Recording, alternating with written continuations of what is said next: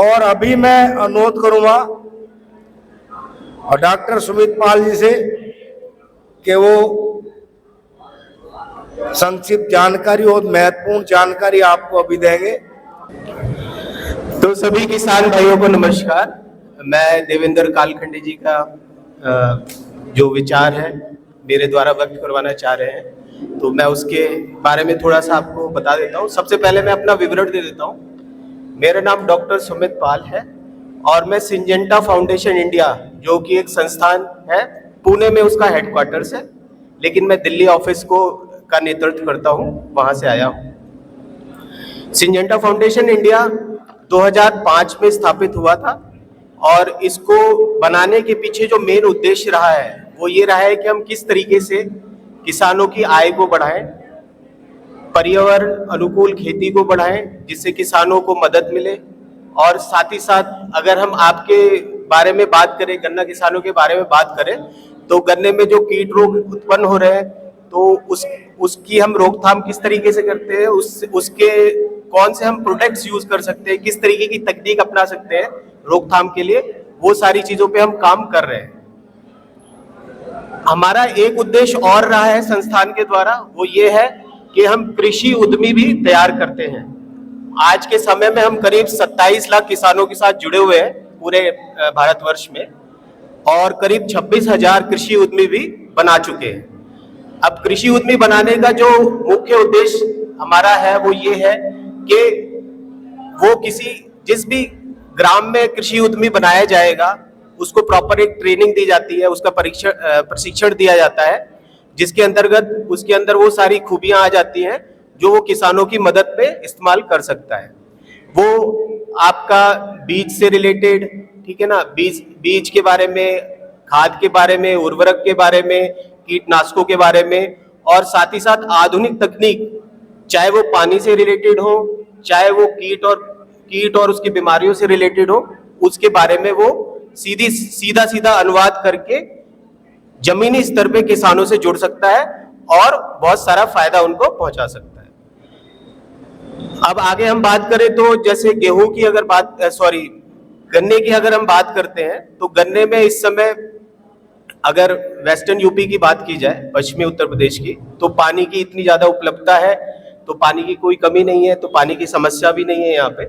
लेकिन पानी को अगर हम सही से रखरखाव नहीं करेंगे तो ऐसा नहीं है कि पानी एक सतत बोल सकते हैं उसको कि आगे तक चलता ही रहेगा।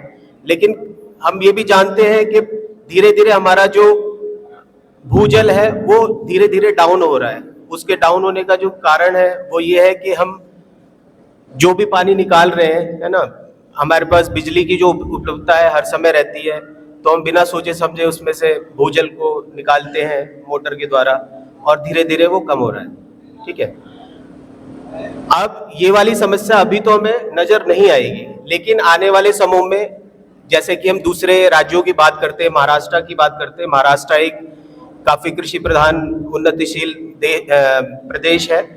वहां पे भी पहले पानी की समस्या इतनी ज्यादा नहीं थी, लेकिन अभी कुछ सालों से काफी बढ़ गई है, तो उसके पीछे भी यही रीजन रहा है। पंजाब की अगर बात करें, पंजाब देखो नदियों का देश है, 5 नदियों को मिला के पंजाब बना है, ठीक है, लेकिन फिर भी अगर हम देखें तो वहां पे भूजल इस तरीके से नीचे गिर रहा है कि लोगों को सिंचाई के लिए पर्याप्त मात्रा में जल भी नहीं मिल पा रहा है।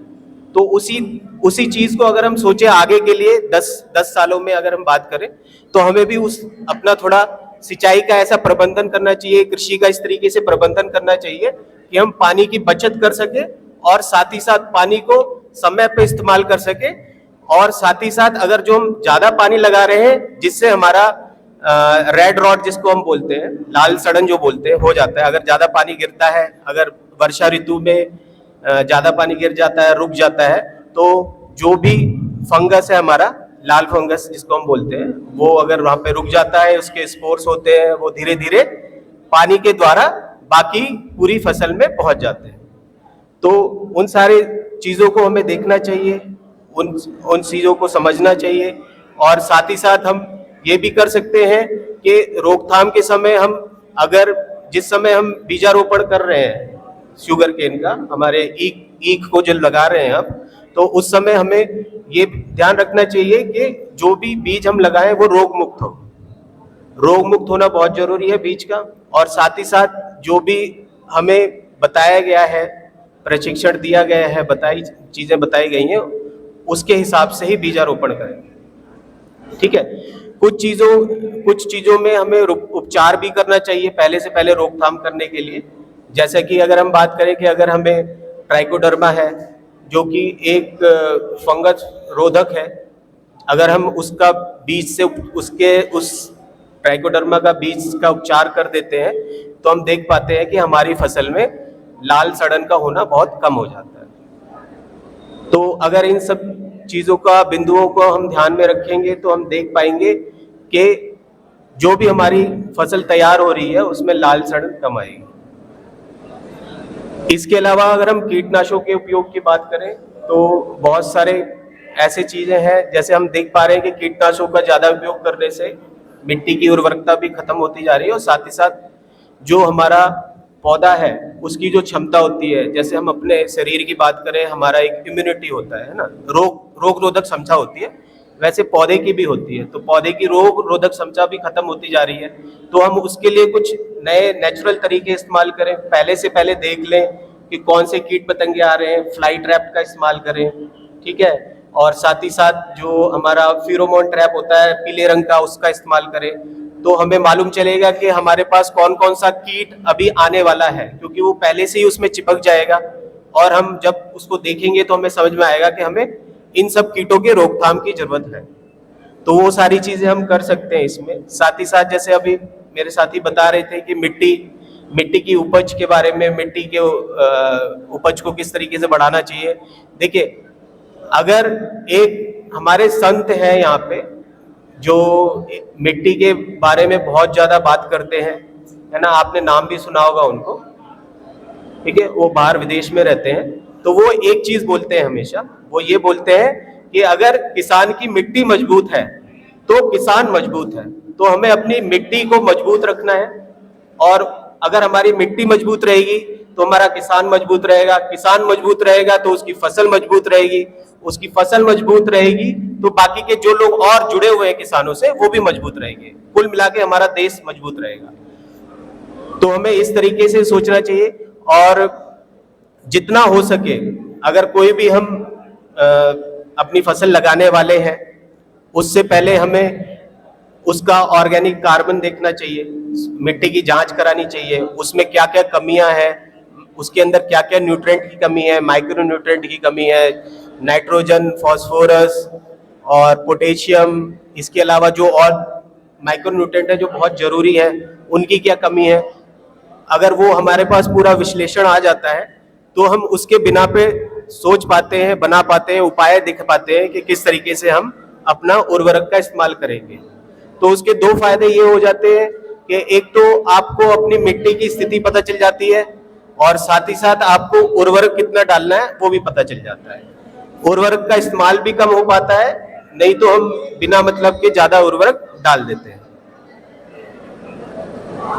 और जो इसके बाद हम बात करेंगे, अगर मिट्टी की हमने जांच कर ली, मिट्टी की जांच करने के बाद हमने अपना एक तैयार कर लिया कि हमें इतना इतना एप्लीकेशन करना है, उसमें इतनी इतनी चीजों को डालना है, फिर हम कुछ टाइम में देख पाएंगे कि हम उर्वरक तो बचा ही पा रहे हैं, साथ ही साथ हमारी फसल भी मजबूत है। फसल मजबूत क्यों है? क्योंकि हम उसमें बिना सोचे समझे, बिना नतीजे के जो पेस्टिसाइड है, कीटनाशक है, जो उर्वरक है, एक्स्ट्रा उर्वरक है, उसको भी कम कर पाते हैं। ठीक है। अभी इसमें जो एक मेन चीज है समझने वाली, वो हमें ये जानना चाहिए कि हमारा जो अभी जलवायु परिवर्तन हो रहा है, हम देख पा रहे हैं, अगर पिछले 10 साल पहले की अगर बात करें तो हमारे यहाँ वर्षा ऋतु का एक समय होता था। ठीक है। जून जुलाई या अगस्त के टाइम पे वो थोड़ा सा टाइम रहता था, लेकिन अभी हम क्या देख पा रहे हैं कि फरवरी में भी बारिश हो रही है, मार्च में भी हो रही है, अप्रैल में भी हो रही है। तो जलवायु परिवर्तन जो है वो क्यों हो रहा है उसको भी हमें थोड़ा समझना चाहिए। अब वो कृषि से कैसे जुड़ा हुआ है उसको भी हमें देखना चाहिए। तो हम जैसा देख पाते हैं ना, हम यूरिया का इस्तेमाल करते हैं, तो यूरिया जो होता है उसके अंदर नाइट्रोजन होता है। अगर हम मिट्टी की जांच करने के बाद सही अनुपात में यूरिया को डालेंगे तो उसमें से अगर जो एक्स्ट्रा हमने यूरिया डाला है तो वो नाइट्रस ऑक्साइड की फॉर्म में ऊपर की तरफ निकलता है, गैस बन के निकलता है।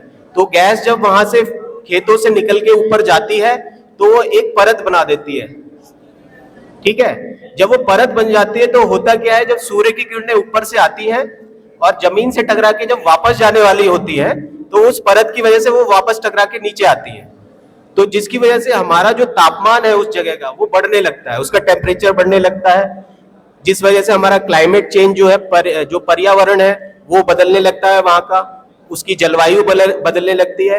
वो एकदम नहीं दिखेगा हमको, लेकिन कुछ समय के बाद 10 साल बाद 15 साल बाद उसका असर हमें अभी जैसे हम देख पा रहे हैं कि कभी भी बारिश हो रही है, कभी भी ओले पड़ रहे हैं, कहीं पे जहां पे आज तक ओले नहीं पड़े, बर्फ नहीं गिरी, वहां वो चीजें हो रही हैं। तो वो सारी चीजें तो हम समझ सकते हैं कि अगर हम नाइट्रोजन वाले फर्टिलाइजर जो है जिससे नाइट्रस ऑक्साइड निकलती है, उन चीजों का अगर सही अनुपात में इस्तेमाल करेंगे तो धीरे धीरे हम इस चीज को कम कर पाएंगे। साथ ही साथ हम लोग अभी पूरी तरीके से इलेक्ट्रिसिटी मतलब बिजली से आधारित मशीनों पे चले गए हैं।